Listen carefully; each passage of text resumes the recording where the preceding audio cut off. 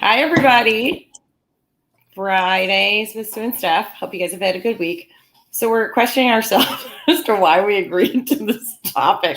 Can we change it? I mean, we could do whatever we want. Oh boy, turning the boat around midstream, right? So the topic is things that embarrass. Well, it's funny. I looked back. It was things that embarrassed us in high school, and I was thinking at first or in school. It really could be anything that embarrassed us, which maybe okay. We'll just expand it. Exactly. It's funny. I think they're really different. Like I was thinking back to the things that embarrassed me in high school or when I was younger, besides my mother, right? Like, oh my God, so embarrassing. Like I remember everything embarrassed me. That was the word. Oh my God, you're so embarrassing.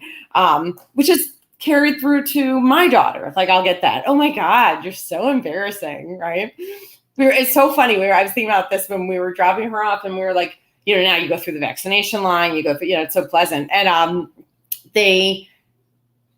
made some crack and she's like, oh my God, it's so embarrassing. And then she's doing all the things that are like so silly or whatever. I'm like, do you want me to open the window so everyone can hear what you're doing?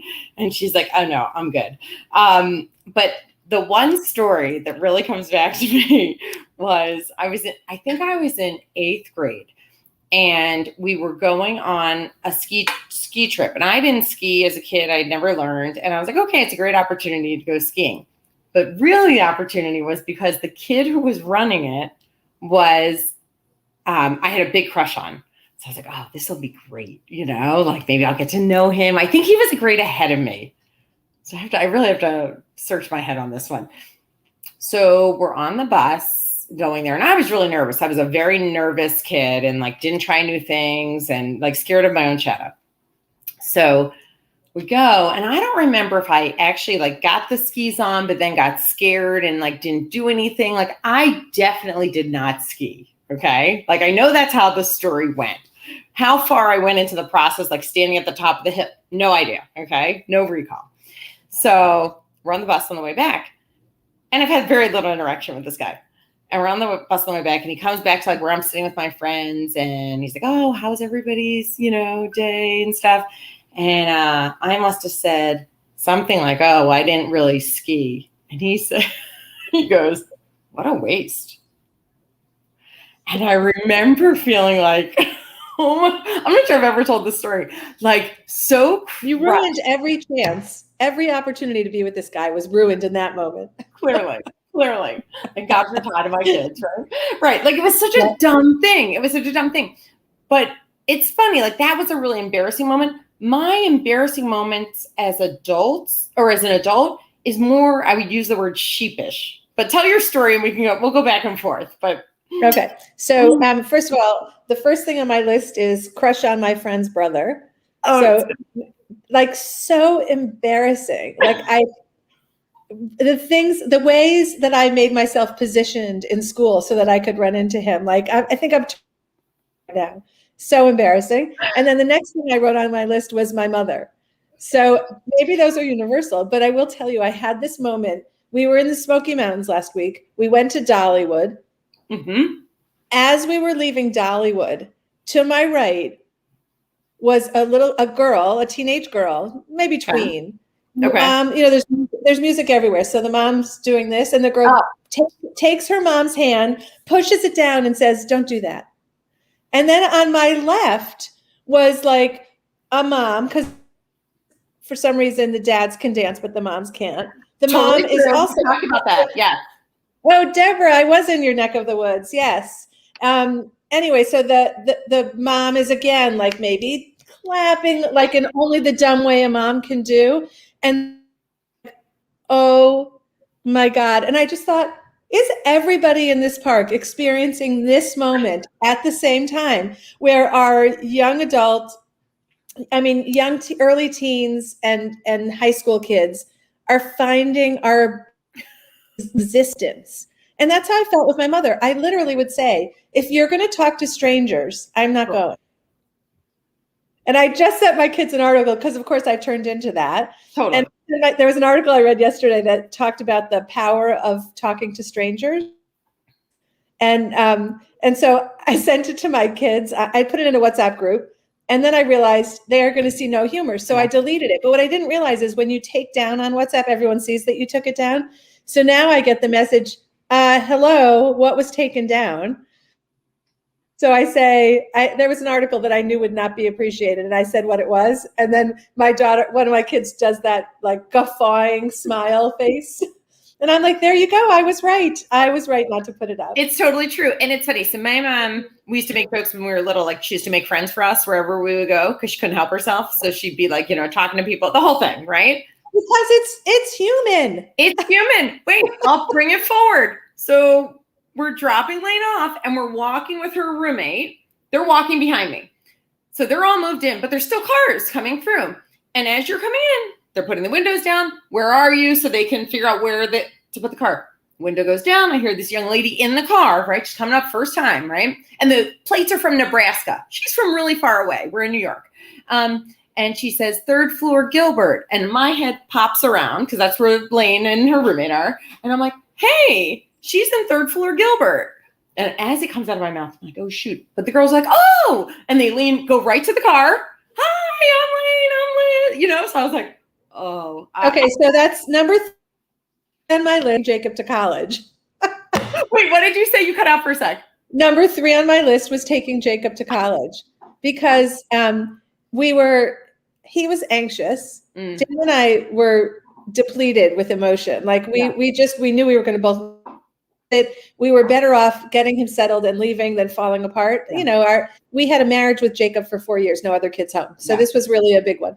And so we're like trying to set up his room, trying to get him to feel comfortable so that we can leave. But he is waiting for his friend up. So he keeps going, can we do this? Can we do that? Can we do this? Can we do that? Like trying to kill time so that we don't leave him alone, which is something I totally would have done for my other kids without thinking about. Yeah. But I knew this was like a rough transition for us. I kind of wanted to, get the show going because I felt like the emotions kind of every extra half hour they were climbing up.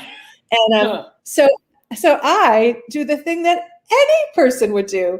I introduce him to the guy in the room next door. Yeah. Yeah, I know. We can't. I know. I think they probably never talked again. I'm like, you guys are the only ones here. You should definitely be friends. Oh my God. I know. Well, so these are the things. Look. I know. It's only because I have a dark complexion that you're not. I'm like dying. So the other thing is like I was thinking about like now as a grown up, it's less I'm embarrassing them, but I was thinking when I feel embarrassed as a grown up, and the word I kept coming back to was I feel sheepish, where I'm either caught like. It just happened a couple days ago. I started saying something and I stopped myself, but it was very clear what I was saying. Like I was caught in the moment and then I just started laughing because there's no denying it. There's no, like, it is literally caught right there. And then I'm like, sorry. Okay.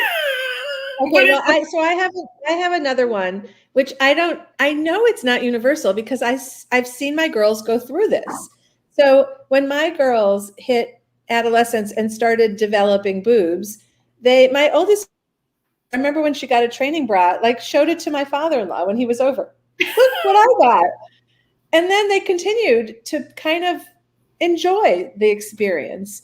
And all I remember is wearing a sweatshirt that was big enough that there was actually no definition. And you can see from social media that that's not what kids are doing today, that girls are proudly owning their bodies, and maybe not completely internally, but at least externally they're doing that. But like I walked around, I mean, like hit right all the back issues that we had because we had to kind of hide ourselves and try not to be seen. That the moment of boobs was like it was probably a year of beet red, like just beet red. And there was this guy, my mother told me recently, well, what couldn't have been too recently because she doesn't remember anything now, but at some point my mother told me she bumped into this particular guy, and he said to my mother, I always had a crush on Susan, which cracked me up because all he ever did was look at my breasts when he was talking to me. And we used to joke that, you should kind of turn your head down and go like, hi.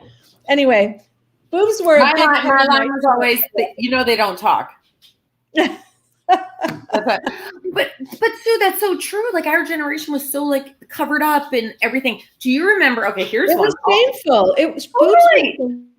It's so crazy Yeah. to think about that. I mean, it's so much better. It seems so much healthier. But do you remember if, God forbid, your bra strap was showing? Oh God. Oh my God. Like now they want all the to willfully say, I wear a crazy, just crazy. It is a funny conversation. Okay. Wait. As a grown up, what are those embarrassing moments? Did you think about that, or were you thinking more about the kid? I thought I was focused more on, and you know they don't talk. Deborah likes that one. Oh yeah, it's a good one. Feel free to use that. Yeah. So I was thinking that when I was a teenager, what were those embarrassing moments? Because I always like to think about what my kids might be feeling. I just don't think that there's overlap with what I felt embarrassed about and what my kids felt embarrassed about. But this one's a crossover because I ended up living in Cleveland, not where I grew up, and finding out that someone from high school lived here also. So we forged a friendship as adults. And the first time we met, I told Dan that like I had to open with, I'm sorry. Like I wasn't nice to him in high school. And I had to open with that. So I went, and I'm a little anxious, but I felt like it's appropriate to sit down and say, I'm so happy to see you. I can't wait to become adult friends. And I'm so sorry because I don't think I was nice to you. So we sit down and he goes, before we kind of catch up, I just want to say something. And I'm like, like, here it comes. You were not nice to me. And he says, you were always so good to me. I just want to thank you. And I was like, how can we live in such alternate universes in life? Like, how you didn't share with him what, or you didn't? Like, no, I wimped. Interesting. I wimped out. Yeah. But the truth is, what was there to say at that point? Like, I really don't remember it that way. I'm pretty sure I was mean to you. Like, that just seems like a weird response to that.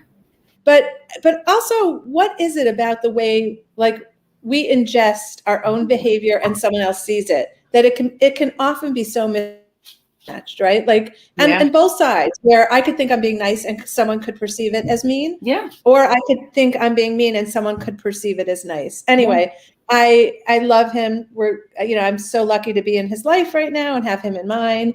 But that moment to me was, I don't understand how it plays out that way.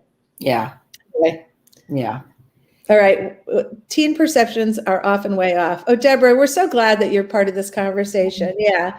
Obviously, I actually don't think it's just teen perceptions. I think it happens all the time in life where my intent is not received in the same way that I thought I put it out there. And both sides, Yeah. Well, I often say to the kids mostly is that so much of it is so many interactions are based on what that relationship already is. And so if you already have like those good feelings in that relationship, you hear things with those good intentions. And if you already come into that relationship where there's that ill feelings or from other things, the same thing can be said and you hear it so differently. Well, there's no way to start with a clean slate. We know that. Right, but I heard a comedian, not a comedian. What is his name? Something Cam Ubel. He has an initial. And he had a TV show for a while. Very funny guy. But he talked about if people know him and think he's funny, he just has to say hello and people start laughing. Right. Like if you attribute humor to somebody and you're going to start laughing, you start laughing. They go, hello, everybody. And you're like, so true. No, you think it's the funniest thing anyone has ever said. But if someone has to prove to you that they're funny, then it's like a whole different engagement and a different. So yeah, if I come in with a fraught relationship, you're expecting me to say something that, like, if one of my kids thinks I'm annoying, well, let's just say all of my kids think I'm annoying. So I can say something to them, or I could say to their friends something that they go, that is so lovely. And I could say to my kid and they'll roll their eyes, right? Because they already anticipate me annoying them. Yeah. Well, it always reminds me of a conversation I used to have with our youngest with Lane, where she would say I have to think how she said it. I always thought it was so cute. She was probably like 9, 10, 11. And she would say, well, you know you know, like when, like you know someone and then their face changes. I'm like, wait, their face changes. And what she meant was you see them differently once you get to know them. And it was such a and if you love them, they're more attractive, right? Like they're oh just, my God. I remember saying to Zach one time, there was a girl who was maybe a grade behind him at Shaker. And I think she is gorgeous. And I said something to Zach. Her name came up and I'm like, oh my God, she's beautiful. And Zach's like, I don't think we're talking about the same person. I'm like, really? I'm like, I'm pretty sure we are. And then like I pull up like some social media account, you know, and I show him and he's like, you think she's pretty? He's like, oh my God, she's such a bitch. And I was like, oh my God, this is fascinating. Okay, let's show what Deborah says, because I think this is so true. Having run several reunions for school and camp, those experiences and how we remember them often stay in our minds and may not have been as good or bad as we thought. Yeah, I think that's just so true. All of these things kind of point to how do we report history when we know that everybody is taking it with like the lens of how they live their life, you know? So it's just interesting. Eyewitnesses? Yeah. Mm-hmm. Oh my God. Are you watching the TV show on Apple that I just lost? Ted Lasso. Are you watching it? No, because we don't have we watched the first season. We don't have access to the second season. Okay. Well, if you watch the first season, I don't get why you can't watch the second, but we could talk about that offline. Because but we had a trial. We had a trial. Oh, okay. So yeah, that makes total sense. There's a word for this where words start to lose meaning. Like, say it too many times. And I can't remember what I think there's a linguistic term for it, but Ted Lasso keeps doing it where he like pauses and he'll say like, shoot, you know, and he's trying to like, wait, what does that mean? And how do you say it? I love him. When I said eyewitness, I was like, eyewitness? Eyewitness? I really had that whole thing just wash over me. Anyway. Oh, did you watch the whole second season? No. What? Are they dropping episodes each week? Yeah, so it's so interesting because I heard an interview. I think Brene Brown interviewed the guy. What's the guy's name who plays Ted Lasso? Yeah, I can't think of it, but anyway. And his co-partner, who is his assistant coach, and what? Yeah, mm-hmm. Jason and his friend, who's also in the show, and they did the project together, and so. They were talking about why they wanted it to drop once a week because they wanted it to live with you and to be a conversation. That whole water fountain conversation goes on and on and on. But if you drop them all, then it's done, right? I agree with that. Yeah, except that I hate watching it once a week. I'm not enjoying it as much. It's a lousy half hour. The first season I got late, so I could watch it. Like I could binge it. And now it's like I have to wait for the next one to drop. And I'm not as satisfied. I'm not as I don't feel as much like I made friends this season. Like, you know. That's a funny thing. Yeah. Well, we're not watching any of it. So I have no All right. friends. If anybody, Deborah, you have any stories you want to share? Because you're our only chatty guest today, and we are grateful for you. Any stories about you telling you having an embarrassing moment in high school or in middle school, and anyone else listening who wants to join in, now's your moment. We'd love to hear from you. First of all, we have to remember to announce things. That's what we're trying to do. We are trying to up our marketing game. So first of all, next Tuesday, we have a podcast on Your Team with Sue and Steph. It's on all the platforms where you listen to your podcasts. And this one was really good. We had a dad and a son who Ash and Aiden. Ash is the dad, Aiden is the son. They have their own podcast. I can't remember the name. We're guests on their podcast, and that's dropping on Wednesday. They were guests on our podcast. That's dropping on Tuesday. And we just talked to them about their relationship, and we did a little bit of a newlywed game with them. And they're very delightful. Did you have a favorite moment? There were a couple tender moments that things they really love about each other. And it's funny, we did a similar thing at our table last night because I was kind of inspired by our podcast. Yeah, I'm not going to ruin it. It was sweet and tender. Yeah, First of all, I told Dan about it, and he was teary just listening. But then, I loved this one moment because I think it's so reflective of how we go about parenting. So Ash says that he vowed he would never say to his kids, because I said so, and then he starts to justify why he's learned as an adult that it's okay to say it. And Aiden says, "You failed miserably." At your initial desire. It was very cute. It was very cute. All right, so check us out on our podcast. I think it was for me one of my favorite ones to do. I loved it. Yeah. And what else is coming up next week? Anything else? No, I don't think so. Oh, next Thursday I'm interviewing the guy from Child Mind Institute, which I think is. Yeah, I'm so excited about that. They are a really wonderful place in New York City that with therapists galore and research galore, and yeah. Yes, and that made me think of Madeline Levine, whom you interviewed yesterday that I watched. So if you guys did not watch that, I already quoted that. I'm actually going to rewatch it because I was doing things and listening, right? I want to just listen to it. There was a time zone confusion. She's out. So she had a New York accent, which made me think she was in New York. And so I did not put ET on it, which I usually do. And so she was prepared to get on at 10:30 Pacific time, and I was waiting for her 10:30 Eastern time. So we did it at 1:30, but was she worth waiting for? Oh, she's amazing. Yeah, it was really fantastic. Really fantastic. Okay, so check it out.